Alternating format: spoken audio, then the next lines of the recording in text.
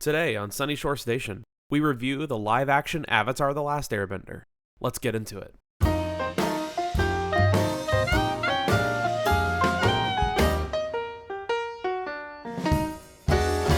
It's always sunny at Sunyshore Station. How's it going, everyone? Thefusrodab back again with another episode of Sunyshore Station.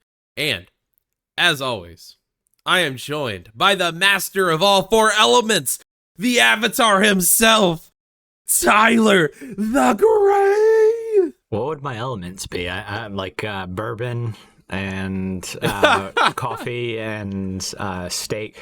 Hey, you're speaking my kind of elements right there. That is awesome. Okay, now, hey, real quick, before we even get into this discussion, what bender would you be? Oh boy, if I had to choose, we had this conversation a long time ago, but I'm still on the side of fire. I do like fire a lot. Just the idea that I could cook some food for myself. I think fire as well, dude. But then again, if you had water, you could definitely boil water yourself, right? All the elements are one, Tyler. All is one, and one is all. Yeah, we're going over. This ain't a Full Metal episode. Foos, get it together. Get it together. What is this, a crossover episode?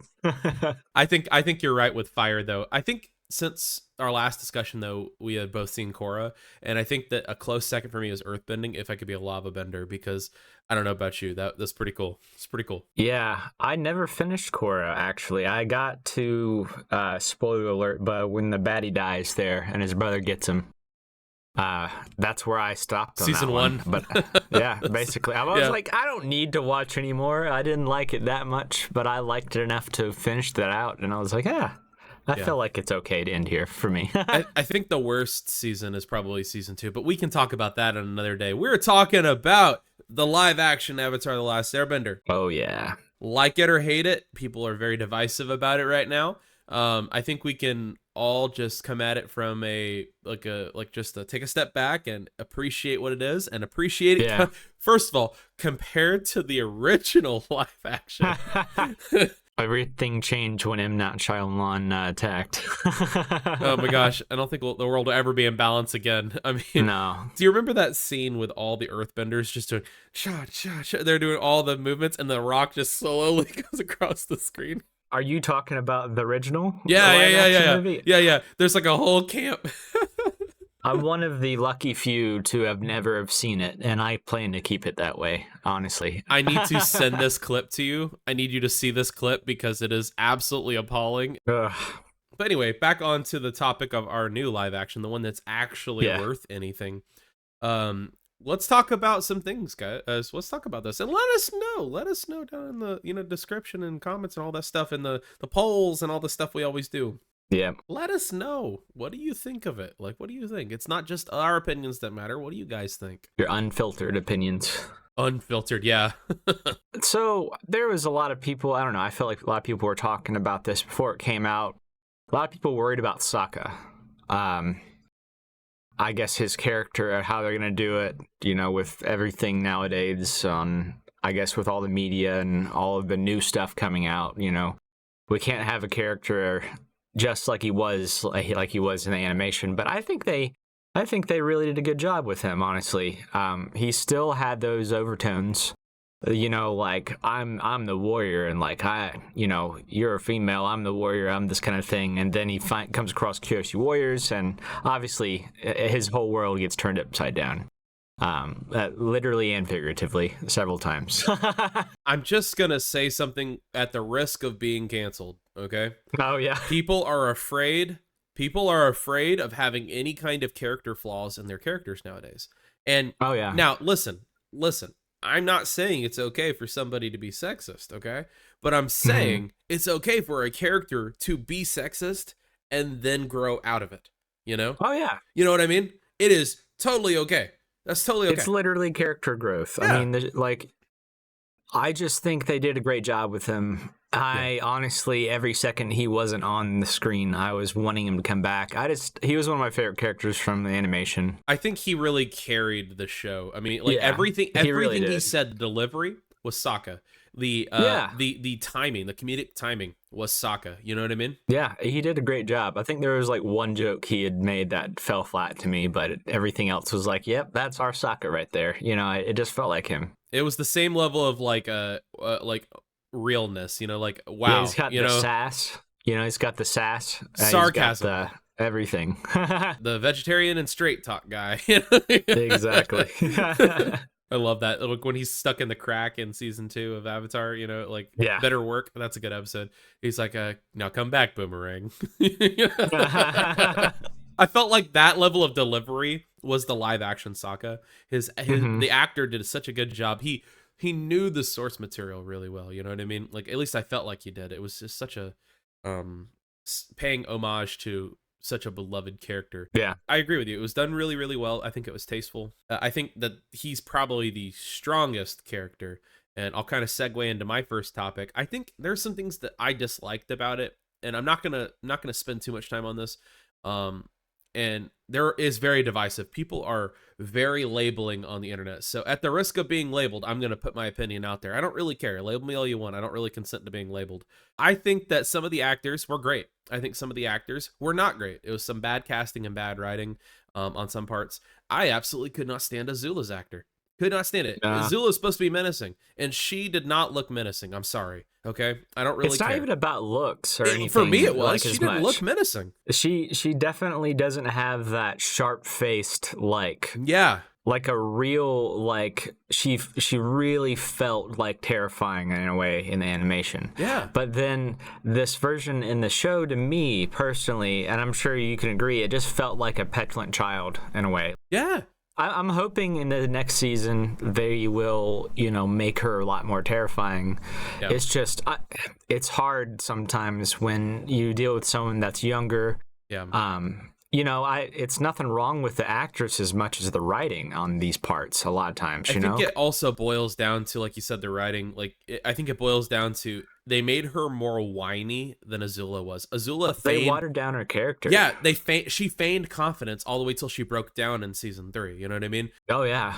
She's like, I'm inferior to Zuko. She's not inferior to Zuko. She never thought that once in her life, Then they were like, oh well. As soon as that came around, I was like, oh, I see what's gonna happen here. Yeah. They're gonna, he's manipulating his daughter to make her who she needs to be, and it's like she was already who she needed to be in the animation. But I guess they have to have some kind of development in some manner, because in animation she wasn't around as much, except on smaller scenes in the first area. But you knew she was coming, and you knew it was going to be really bad. And moving away from Azula a little bit, I just want to move through this quickly because I don't want to talk about dislikes too much, because I liked it more than I disliked it. Yeah. I thought Ty Lee was really good, but I didn't think May was really good. May is supposed to be brooding, and she looked a little too happy. Like the actress could have sulked a little bit more. I don't know. They looked too happy. I don't know. There was something about their mannerisms that I just didn't vibe with. I liked Ty Lee and May, actually. I thought Ty Lee was great. Ty Lee was awesome. Bubbly, Ty Lee was great. Kind of thing. I didn't have a problem with Ty Lee. But then May, she felt like an actual human version of her, where she was like, I guess that's okay, I think that's the problem, is I don't want it to be a human version. I want it to be this fake, I like, we're comparing it too much to the original. I know, but that's what it's based on, and it's not supposed to be necessarily a human thing. It's supposed to be she's really dark and brooding, this actress wasn't. I kept wanting more May and Ty Lee on the screen. I wanted to see more of their acting. Yeah. So I was like, we will. Ty Lee was one of my favorites. We will. I think also too, speaking of bad characters, bad writing, bad acting, bad casting, Zhao was terrible. Zhao was a used car salesman. You know what I mean? No, I get it. He was not competent, sure, but at least he was threatening. You know what I mean? And Zhao just gave me oh, hey, you want to buy this used car? Sorry, Prince Zuko, I have a used car for you, man. That's the kind of vibe I got from him. And I was like... He gave a little finger, from Game of Thrones type vibe. Oh my God. Yes. You know what I mean? God. Where instead of it's like, well, I might not seem like a threat, but I really am. And it's like, Are you though? He was trying too hard. Like the actor was not very good at portraying that. He's supposed to be a conqueror. He's supposed to be like this confident, like this is my destiny kind of thing. I don't know. When they talked about it, because he was like, oh, well, it is true that I haven't seen much battle, but that lends to my record better because I have had very few losses. And it's like, but just because you haven't done something doesn't mean... Hey, that's like saying, I'm a better driver than you, Tyler, at manual because I've done less driving of it, and I've stalled out my car less than you have, you know? But it's like, that's exactly what it gave off, and I was like, am I really hearing this right now? Is that what they're going with? I think those were my biggest gripes. No, I agree wholeheartedly. I have more gripes, like I think Boomy and UA weren't great, but I mean, I think UA, the problem with UA was there are better cosplay wigs out there, and I've seen really amazing cosplay wigs. I think her wig was just weird. The actress was fine. Boomy, they wrote completely wrong. Boomy was terrible. It was like a bad Star Trek character that like you see for like an episode. Yeah. And it's like, I remember when I was on the USS, Enterprise, and it's like, okay, old man. I also didn't like that he recognized Boomy right away. I don't know about, I mean, that just kind of ruined it for me, you know? That was the whole point of all the trials, because he was like, Aang! And he's like, Boomy? And Flopsy. Oh, no Flopsy too. Justice for Flopsy. Okay, I'm done talking about dislikes. Sure. Those are my only gripes, man. Okay, one more gripe. Sorry, not a character thing. Aang only airbent. That was my only problem. Yeah. He didn't really do anything. And I'm like, come on. Like, let him try waterbending at the very least. Did he not try a tiny bit? I can't remember. He only airbent the entire time. The only time he ever did any other element was in the Avatar state or, when he was being possessed by the giant koi, which is technically the Avatar state. Yeah. Yeah, I mean, I don't know. That's my only other gripe. He didn't do anything. There was no waterbending, no firebending, no earthbending, no nothing. That's also a good lead on to the next part, the Avatar states. Okay, perfect. Go ahead. I mean, really, I liked the scene they had when he was discovering the death of his tribe. That hit hard, especially when he's apologizing to Gyatso at the end. Yeah. My God, man, that hit me in the feels. That was so good compared to the other one. Oh my God. I'm sure some people will be like, well, it wasn't as threatening, as it was in the animation when it's like, no, I kind of... The emotional toll was they still were there. Afraid. Like, Sokka was like, Katara, let's get the hell out of here. He was like, what was that? Yeah. And the giant koi, obviously, I think that was pretty, I could see where a lot of the budget went. Also, I didn't like the giant koi that much. That's the thing, though. It's like I could see them. They put a lot of effort into it. It didn't do anything. I felt like I was watching like a Godzilla spinoff or something like that, the Son of Zilla or something. I don't know. I mean, like when he started trashing the ships, I thought it was cool, but he just stood there roaring half the time, and I'm like, okay, what are you gonna do? What are you gonna do about it? Yeah, it's like one of those scenes that really hits if you have like your speakers on God level volume. Oh my God, yeah, with my bass turned all the way up, it was awesome. But all it is, it's like the sound as much. That's the kind of thing. It's all sound and fury signifying nothing in a way. yeah, he was just kind of roaring a bunch. And I mean, I if he would have rampaged and destroyed a little bit more, I would have been like, yeah, But I don't know. I know that's not technically a gripe. I just think that there could have been more to it. It looked cool. Exactly. It looked great. I liked the way his tattoo and everything lit up a lot more. Oh, with the trickle down effect. That was cool. I thought that was sick. They definitely did a great job. The last thing I want to say about some of this with the bending, it kind of ties in. Yeah. What the hell was up with a lot of the benders? Some of the water stuff did not look good on my screen. I just did not look good to me, like the FX. I don't know. I think waterbending probably looked the worst out of all of them. Yeah.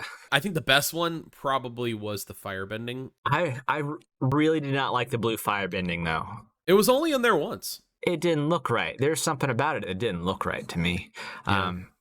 I thought, though, all the firebending, anything Zuko was doing. I don't know if that's the actual actor doing all of the moves. I think so, yeah. I mean, that was impressive to me. I mean, they did a decent job. The choreography was awesome, yeah. Yeah, like all the fight stuff, they did a great job lining up like the movements with like the burst of fire coming out of water. Yeah.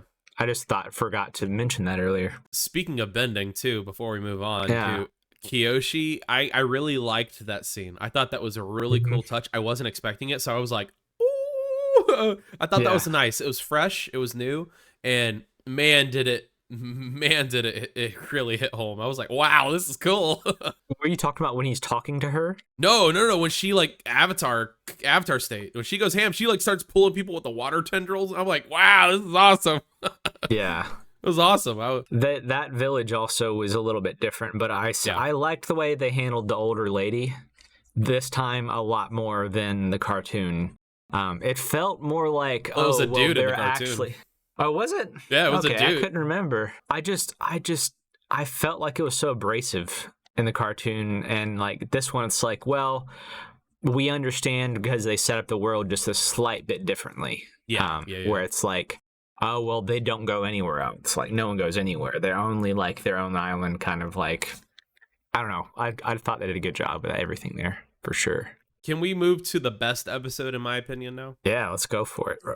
The best episode, in my opinion, is the episode, obviously, with Zuko's backstory and him speaking out against his father. That was hard to watch. It was. That sucked. It was, man. It wasn't bad. It wasn't like, oh, that sucked. Like, oh, as in like, oh, that was bad to watch. It was just like, dang, that hurts. It was like emotional to watch. Yeah, they did a good job. Dude, when he holds him, instead of blasting him with the fire, holding him down and burning his face, I'm like, oh. Yeah. Why is that more brutal? You know, you could hear the sizzling of the skin, and he was just screaming bloody murder. And I was like, whoa, yo. But like, I always remembered it in the cartoon, and I was like, how the heck did he get blasted so hard like that? And now it's like, I think it makes a little bit more sense that his dad would hold him down and burn him for a longer period of time. Like that would be something Ozai would do totally. Yeah. I like Ozai's character. Like, you know, by the way, that guy who plays Ozai is in Lost, and he plays Jin in Lost, and one of my favorite characters. So he's like a really good actor. Love him. Portrayed Ozai very threateningly. I don't like how he was like, that wasn't Xiao, that was Zuko. You know, I don't like how he like was like defending Zuko in a way. I'm like, you know, that was the only thing that was weird because Ozai hated Zuko. Yeah. So that episode was good because we find out, and it really, the plot twist for me that was crazy. And I don't think that this was I don't think they said this in the thing. His crew was the division of firebenders they were going to sacrifice, and he stood up for them. And that, at that end, when they're saluting him, that, I got chills just thinking about it. Wow. I was like, wow. Because they're like he was saying, Prince Zuko knows nothing of sacrifice, and Iroh was like, he knows more sacrifice than you'll ever know. You know? I'm like, dang. Yeah. That hit home. I was like, that was incredible. I didn't like Lieutenant G at first because of I'm just not a huge fan of mutton chops, you know. Like I did something about something like grow a beard, dude, all the way, you know. No offense to anyone of our listeners who have mutton chops, but grow a beard all the way. I was just thinking about this, but that, you know, the guy you were talking about that does Ozai, he was actually in Korra. What was he in Korra? He was Hiroshi Sato. Oh. Okay, I can hear it. Isn't that interesting? Yeah. I love. It's David Kim, right? Daniel Day Kim. Daniel, that's what. Yeah. I love him as an actor. He's so good, and Lost is such a good TV show, and I enjoyed it. Yeah. I just really enjoyed that episode. It hit home, and Iroh narrating the whole time. It was good. I enjoyed it. Yeah. Iroh was really good. Like I really, he was up there with Sokka for me. You know, I feel like he did justice to Iroh. I very much enjoyed Zuko as well. Yeah. Oh my gosh. Zuko and Iroh were like, they had such good chemistry too. That scene where he says, like, Luten would have been proud to have you as a father. I was like, it's so good. It still felt tense. Like, you never felt like, at ease. Like, you know, when certain characters join up, you're like, oh, okay, everything's gonna be all right now. Like, you never felt that way. You felt like he wanted to be near them, I guess, and but at the same time, it was like he was keeping him so far away that you felt emotionally distant just watching it. Yeah. We went into that one, but I know. It was good though. It was good. Yeah. Speaking of more Avatar stuff, you want to talk about Roku for a little bit? Oh boy. Yes. I like seeing Roku, right? Don't get me wrong. He's the ultimate troll. He was so angry at first, and I was like, boy, wow. That really got me, because I expected him full on to be a little bit harsh.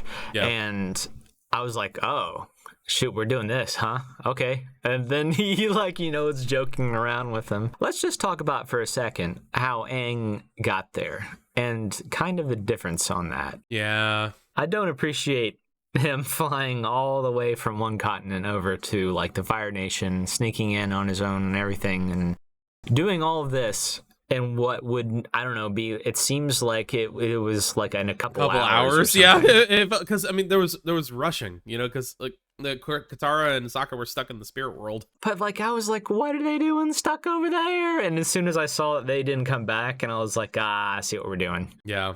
They handled it all right though. I feel like Appa might have been expensive. That's probably why.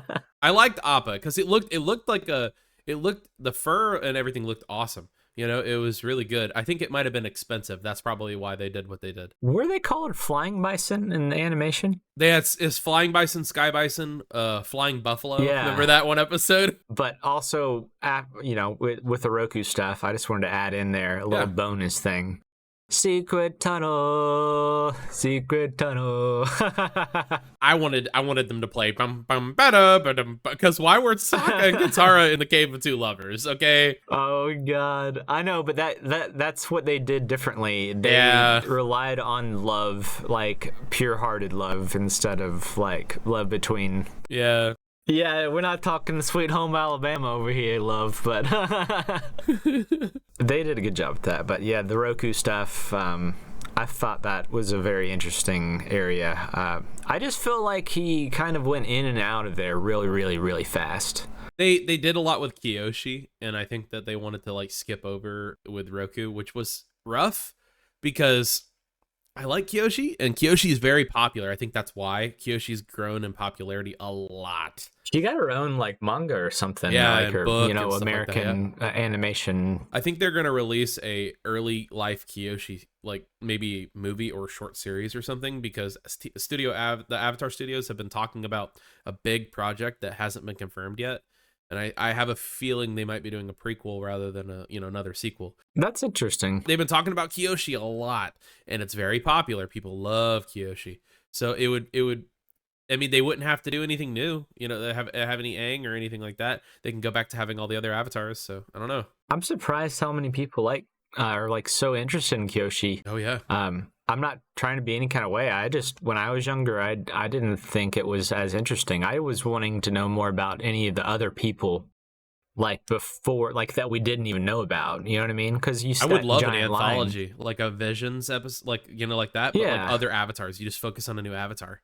That'd be awesome. It'd be interesting.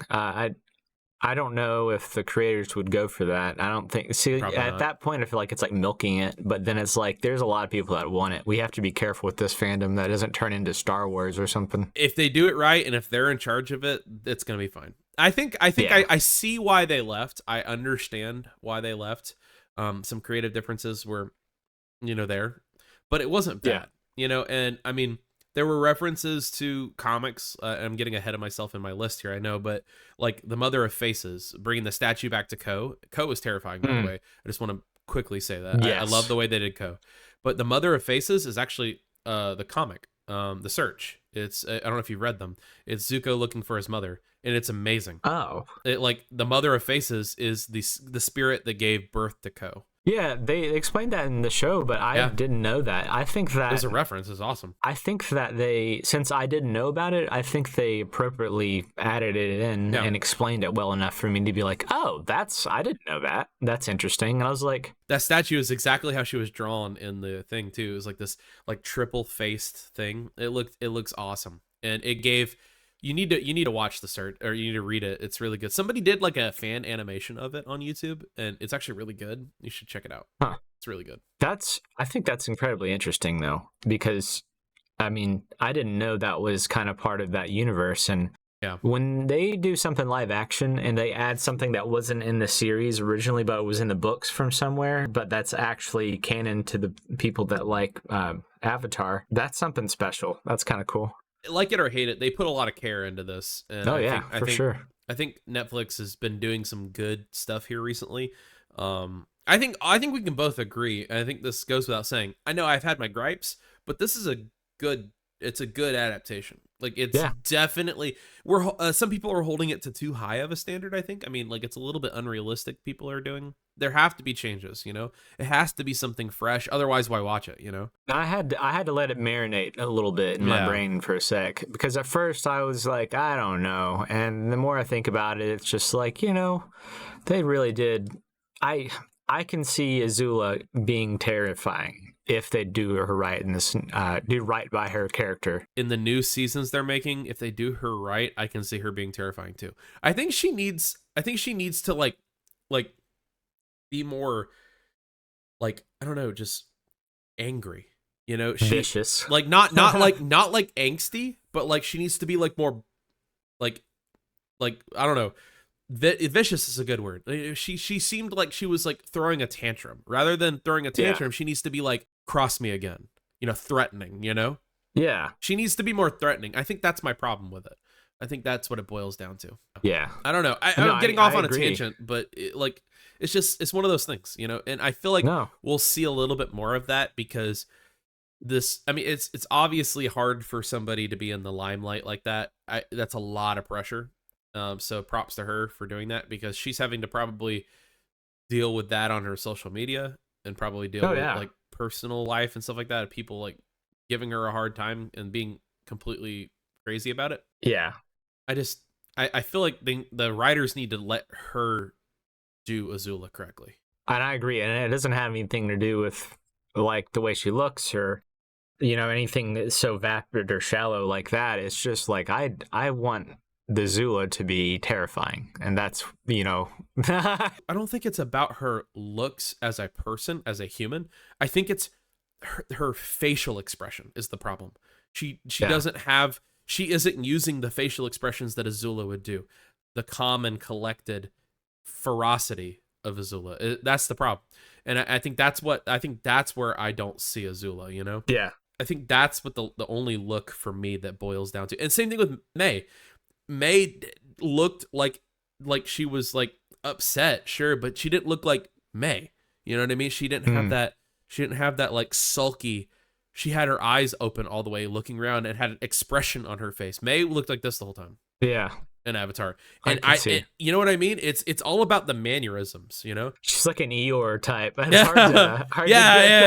She had a resting bitch face, you know. But like this one was not that. It's hard to replicate that as a human because we're very emoting creatures. But that's something that actress is going to have to master if she wants to do it correctly, in my opinion. It is interesting, though, to me also how far apart in age Zuko and Zula feel. Oh, yeah. You know what I mean? Oh, yeah. Like, he feels like he's like 18 or something. I don't know how old he is. I don't know if they showed, she's like 12 or something like that. It like feels like she's 12. I think like a solid 13 or something like that. Yeah, she doesn't feel mature at all. And I know I'm not saying Azula was mature, because she's definitely immature by the way she acted. But you know what I mean? Oh yeah. Like, it was like there was a like a collectiveness that children don't have. I'm still interested to see how they do her character, because definitely in the animation she had like everything wrapped around her, like her fingers. Like she was able to play you know, her father pretty decently. Like he never gave her any flack, and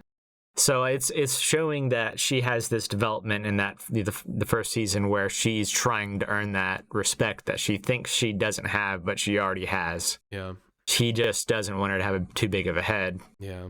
I guess like at the end shows the lightning and everything like that, and it's like, okay, that's interesting. I'm hoping that in the next coming seasons, because they have been confirmed, season 2 and 3, which I'm excited about. I'm excited to see. Oh yeah, for sure. I'm hoping that number one, we get more of the good things that we enjoyed. Like I'll name off a couple of things.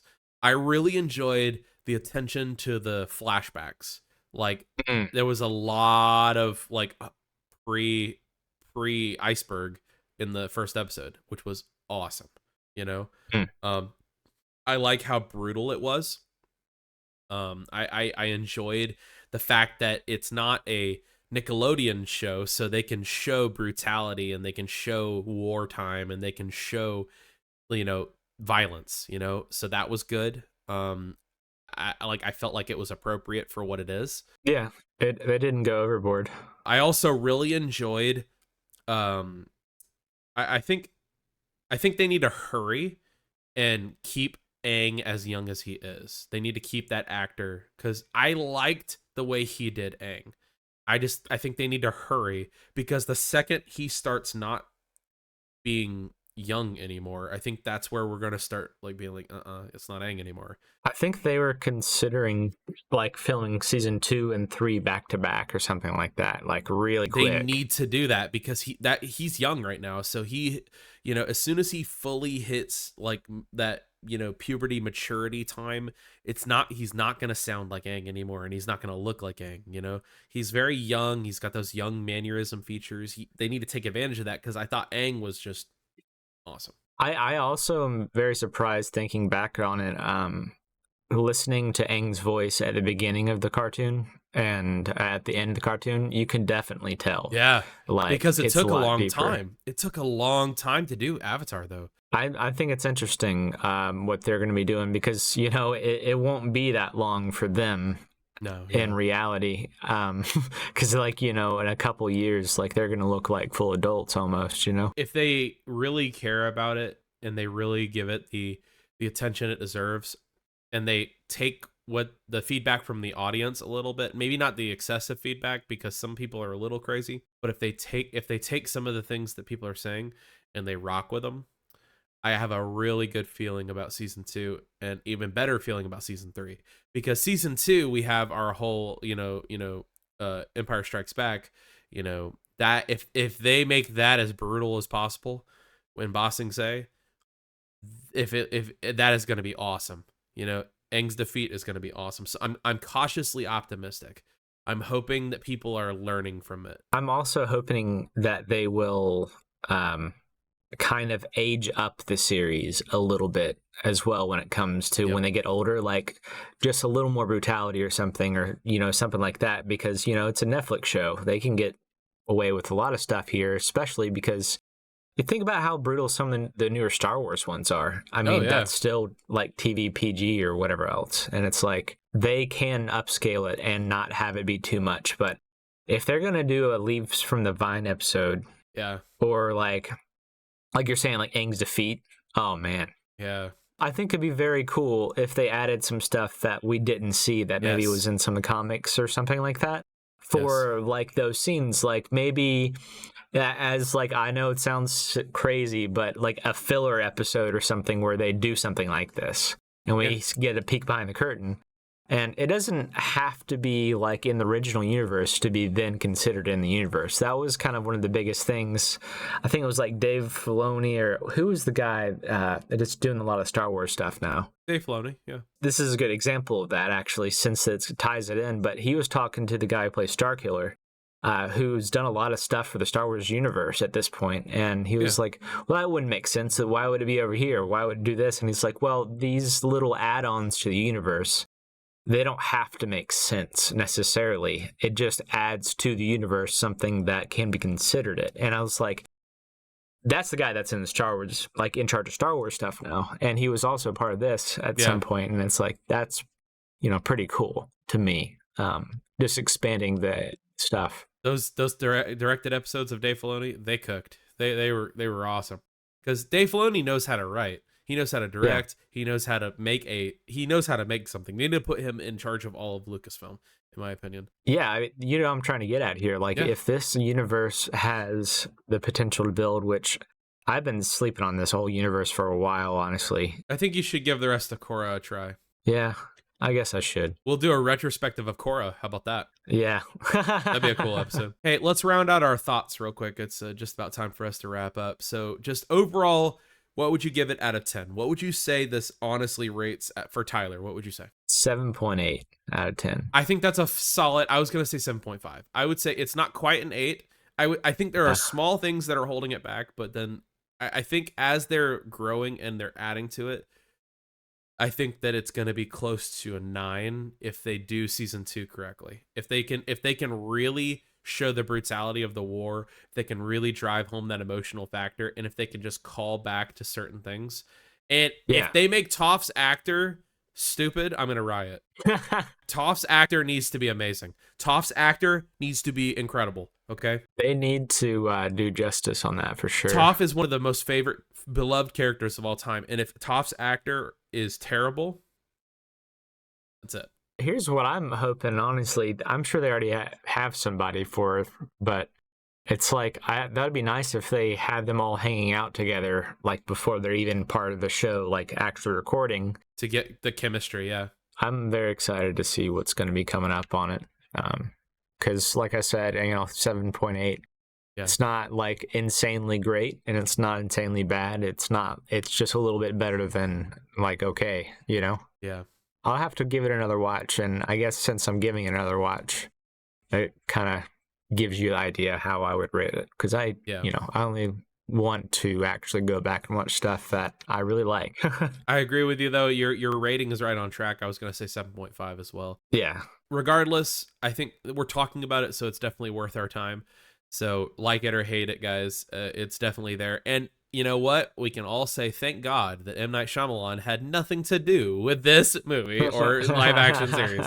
Because if I see even, oh my God, on April 1st, what if they said, joining us for season 2, M. Night Shyamalan?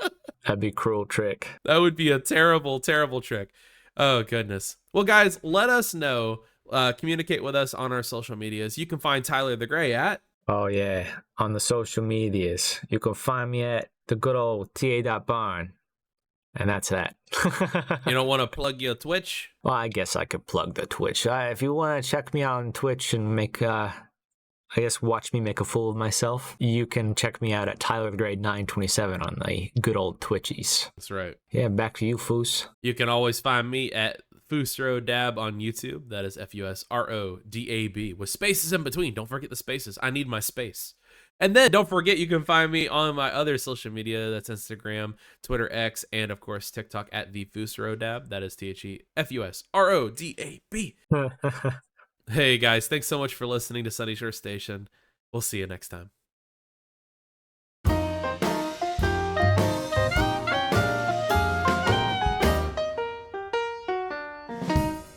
Thanks for tuning in. This has been Sunyshore Station.